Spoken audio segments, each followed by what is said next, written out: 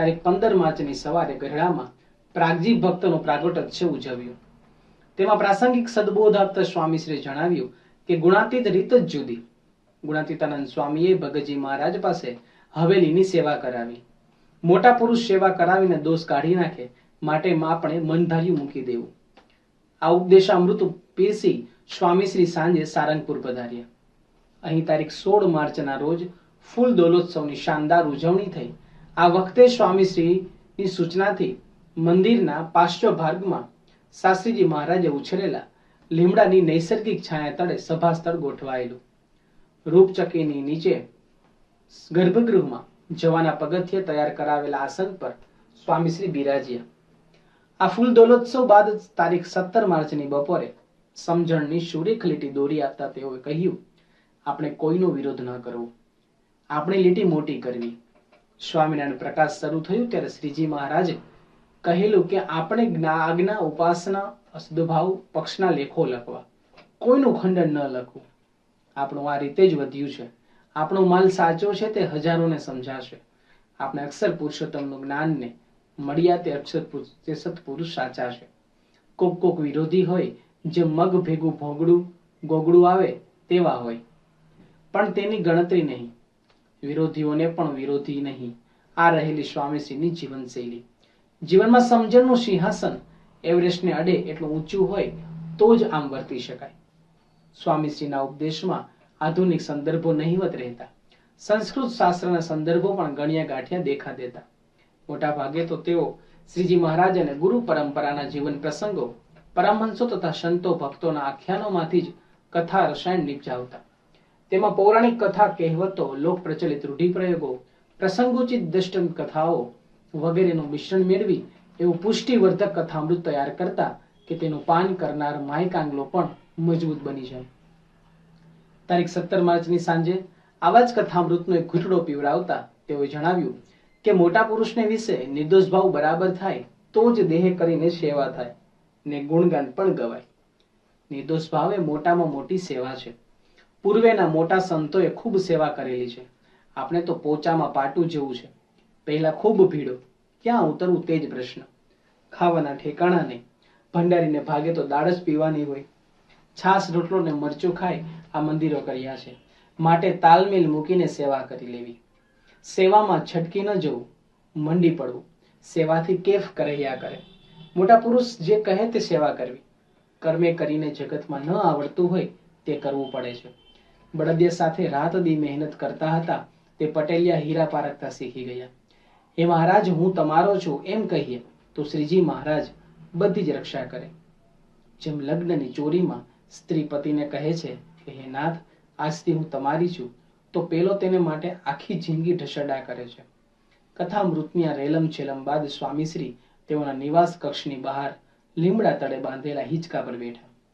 ફૂલ છોડવે હોય ત્યાં સુધી તેની પર ભમરાઓ મંડરાતા રહે તેમ સ્વામીશ્રી જાગતા હોય ત્યાં સુધી તેઓ ભક્તોથી ઘેરાયેલા જ રહેતા।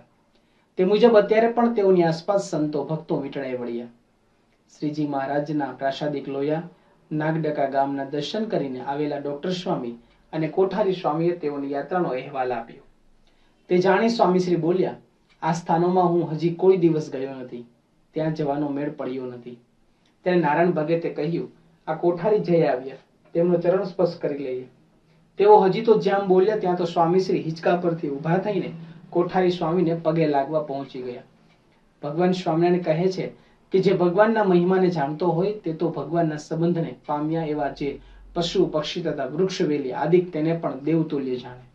તો જે મનુષ્ય હોય ને ભગવાનની ભક્તિ કરતા હોય તથા વર્તમાન પાડતા હોય તેવા ભગવાનનું નામ સ્મરણ કરતા હોય તેને દેવતુલ્ય જાણે તેમાં શું કહેવું। સ્વામીશ્રી પ્રત્યેક સંત ભક્તનો મહિમા સમજતા। આવી જ મહિમા દ્રષ્ટિથી શાસ્ત્રીજી મહારાજના સંતોની ગુણ ગંગા વહાવતા તેઓએ તારીખ 18 માર્ચની પ્રાતઃ કથામાં જણાવ્યું, કરમસદના પુરુષોત્તમ સ્વામી હતા, બહુ સેવાભાવી। બોચાસણમાં બળદો ખેતરમાંથી આવે ત્યારે સીધા કોઠારે આવે। પુરુષોત્તમ સ્વામી તેમને ગોળ ખવડાવે તે પછી જ બળદો ગવાણે જાય। પુરુષોત્તમ સ્વામી કામમાં હોય તો બળદો અડધો કલાક ઉભા રહે પણ તેમના હાથનો ગોળ જમીને જ જાય। એકવાર બોચાસણમાં કલાઈ કરવા વાસણો કાઢ્યા હતા। પુરુષોત્તમ સ્વામીએ તે બધા ઉટક્યા। પછી પાટે બેઠા. પૂજારી હરિપ્રસાદ તેમને બોલાવવા ગયા ત્યાં તો ધામમાં વહ્યા ગયા હતા. બોચાસરના કોઠારમાં ગોવિંદ સ્વામી હતા. પહેલા તેને ના પાડી દેવાની ટેવ, પણ પછી સંત હરિભક્ત વહીએ ગયો હોય તેને ગોતી બોલાવીને વસ્તુ આપે. પોતાને તાવ આવ્યો હોય તો માથે ખેસ્યું બાંધીને પણ રસોડામાં સેવા કરે. સુવે નહીં, દવા લે નહીં. મહારાજને દેહ રાખવો હોય તો ભલે, દેશી દેવા કરે, ઢોરની પણ સેવા કરે. જોડો પહેરે નહીં, તળિયા એવા કઠણ કે કંઈ થાય નહીં. ઠાકોરજી માટે લાડવા વગેરે બનાવે પણ પોતે મિષ્ટાન ન જમે. કેરીનો રસ પોતે કાઢે પણ જમે નહીં. એવા નિસ્પૃહી ને નિસ્વાદી આવા સંતોના તપ તે મંદિરો મોટા થયા. સંતો દરરોજ જોડી માંગી ઝાર બાજરાનો લોટ મળે તેના રોટલા કરે. જાત મહેનત બહુ કરે, એન્જિનિયર નહીં રાખેલા. સાસરીજી મહારાજના સમકાલીન સંતોની વાતો કરતી વખતે સ્વામીજીના મુખ પર કોઈ અપૂર્વ ખુમારી ચડી આવતી. પ્રેમ મગન ગુણગાતની પેઠે પોતાના ગુરુ ભાઈઓનું સ્મરણ કરતા તેઓનું અંતર અપાર આનંદ અનુભવતું. શ્રોતાઓની ભીતર પણ પૂર્વજ નામ સ્મર્યા થકી વધે શરીરમાં જોમ, શૌર્ય પરાક્રમ એમના ધ્રુજાવી ખીલવે રોમ ની જેમ સંસ્થા માટે આ યા હોમ થઈ જવાનો થનગનાટ વ્યાપી જતો. આજે પરમ પૂજ્ય મહંત સ્વામી મહારાજની 90મી જન્મ જયંતિ છે. જેઓ જન્મ ને મરણ, માન ને સન્માન, પ્રશંસા ને ટીકા, અગવડ અને સગવડ, સુખ અને દુઃખથી પર છે, એવા સત્પુરુષને જન્મ જયંતિ પર્વે આપણે શું ભેટ અર્પણ કરી શકીએ? પરંતુ એમના સદગુણોને આપણે સમજીને આત્મસાત કરીએ, એમની જેવી વાણી, વર્તન અને વલણ એ આપણે બનાવીએ, એ જ સૌથી મોટી ભેટ એમને આપણે અર્પણ કરી કહેવાય. આપણે જ્યારે સ્વામી બાપાના જન્મ જયંતિ પર્વે તેઓના વિરલ વ્યક્તિત્વનો અભ્યાસ કરી રહ્યા છીએ કે એક બ્રહ્મ સ્વરૂપ સંત એનું વ્યક્તિત્વ કેવું હોય, એક ગુણાતીત સંત, એક એકાંતિક સંત, એનું વલણ, વાણી અને વર્તન એ કેવા હોય તો આપણને જોવા મળે છે કે મહંત સ્વામી મહારાજ નમ્રતા સભર, પુરુષાર્થી, લાગણીશીલ, દિવ્ય ભાવ યુક્ત ઉમદા વલણને કારણે તેમની વાણી પણ એવી ઉમદા છે, અસરકારક છે, સરળ પણ ગહન છે. કેટલા સરળ દ્રષ્ટાંતોથી એ સ્વામી આપણને શાસ્ત્રના ગૂઢ રહસ્યો, અધ્યાત્મ માર્ગના ઊંડું જ્ઞાન એ આપણને સમજાવી દે છે, જેના શ્રવણ માત્રથી સંશયો ટળી અને સમાધાનો થઈ જાય છે, શાંતિ થઈ જાય છે. એક ઉચ્ચ જીવન જીવવાની પ્રેરણા એ આપણને પ્રાપ્ત થતી હોય છે. તો જેવી તેઓની વાણી વિરલ છે, એવું જ વિરલ છે તેઓનું વર્તન. સંસ્કૃત સુભાષિતમાં એવું કહેવાયું છે કે પરોપદેશે પાંડિત્ય સર્વેષામ સુકરમ ઋણામ ધર્મ સૂય અનુષ્ઠાનમ કસ્યચિત સુજાત મનઃ, કે અન્યને ઉપદેશ આપવો એ દરેકના માટે સહેલું છે, પણ સદાયને માટે ધર્મનું આચરણ કરવું એ કોઈક જ એવા મહાત્મા હોય જે એનાથી એ થઈ શકે છે. તો આજે ગુરુહરિ પ્રગટ બ્રહ્મ સ્વરૂપ મહંત સ્વામી મહારાજ એવા ખરા મહાત્મા છે. આપણા શાસ્ત્રોને ભગવાન સ્વામિનારાયણે દર્શાવેલ ધર્મ માર્ગને તેઓ માત્ર વાણીમાં જ નહીં પરંતુ વર્તનમાં પણ એમને એ કંડાર્યો છે.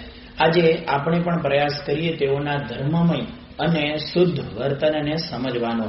લંડન યુનિવર્સિટીના ચાન્સેલર અને જાણીતા શિક્ષણવિદ એવા રૂડિયાર્ડ કિપલિંગ એ પોતે જ્યારે એકવાર પદવી સમારોહની સમારામાં ગયા હતા ત્યારે ત્યાં બધા એકત્રિત થયેલા વિદ્યાર્થીઓને અનુલક્ષીને રૂડિયાર્ડ કિપલિંગ એ પોતે વાત કરે છે કે જ્યારે તમે ડિગ્રી લઈને બહાર જાઓ છો ત્યારે તમને સારી નોકરી, પદ, પ્રતિષ્ઠા આ બધું જ મળશે, પણ એકાદ વ્યક્તિ તમને એવી મળશે કે જેની પાસે આ કશું નહીં હોય, પદ, પ્રતિષ્ઠા કે પૈસા આ કશું જ નહીં હોય, તેમ છતાં તમે તમારી જાતને એ નાની અનુભવશો, કારણ કે તેની પાસે ચારિત્ર હશે, શુદ્ધ વર્તન હશે. તો જો આવી જ અનુભૂતિ પરમ પૂજ્ય પ્રમુખ સ્વામી મહારાજને મળતા દુનિયાના શ્રેષ્ઠ જ્ઞાની, વિજ્ઞાની, નેતા, અભિનેતા, ઉદ્યોગપતિ કે ધનપતિ તમામને થતી, એનડીડીબીના ચેરમેન, પદ્મશ્રી, પદ્મભૂષણ, પદ્મ વિભૂષણ એવી અનેક સિદ્ધિઓ ધરાવતા ડોક્ટર કુરિયન સાહેબ એ જ્યારે પ્રમુખ સ્વામી મહારાજને મળ્યા ત્યારે તેઓ બોલી ઉઠ્યા કે સ્વામીજી સામે જોતા મને મારી બધી જ સિદ્ધિઓ શૂન્ય લાગે છે. તો જો દરેકને આવી અનુભૂતિ થાય છે